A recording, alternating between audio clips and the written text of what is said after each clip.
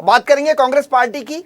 देश की आजादी के लिए अपनी बलिदानी देने वाली कांग्रेस पार्टी को आज संविधान बचाने के लिए लड़ाई लड़ना पड़ रहा है। इसी कड़ी में महाराष्ट्र के अकोला जिले में कांग्रेस पार्टी की ओर से एक मोर्चा निकाला गया और इस मोर्चे में शामिल कांग्रेस पार्टी के नेता हार्दिक पटेल, इन्होंने भारतीय जनता पार्टी को आड़े हाथों लिया।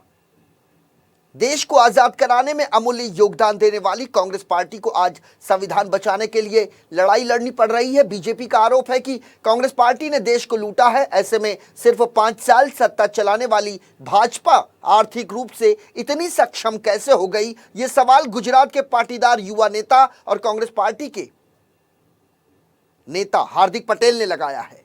ऐसे में देश में बेतहाशा बढ़ रही महंगाई और अन्य मुद्दों से जनता का ध्यान हटाने के लिए सरकार भारत पाकिस्तान की तनातनी और जम्मू कश्मीर से धारा 370 हटाने जैसे कदमों को उठा रही है। बेरोजगारों को प्रतिवर्ष 2 करोड़ का रोजगार देने का सपना दिखाने वाली सरकार की असलियत जनता के सामने आने के बाद हमने बेरोजगार युवाओं की यात्रा निकाली, ये कहना रहा हार्दिक पटेल का। और उनका यह भी कहना है कि ये तो अभी उनका पहला पड़ाव है।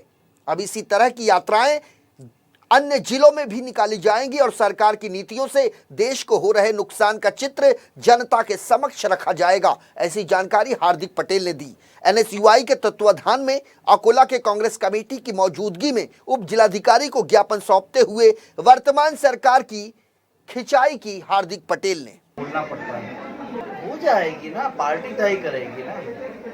और ऐसे भी अभी कल ही संजय राउत जी ने स्टेटमेंट दिया बीजेपी के खिलाफ, तो क्या हम ये कह सकते हैं बीजेपी और शिवसेना फिर से अलग होने वाली?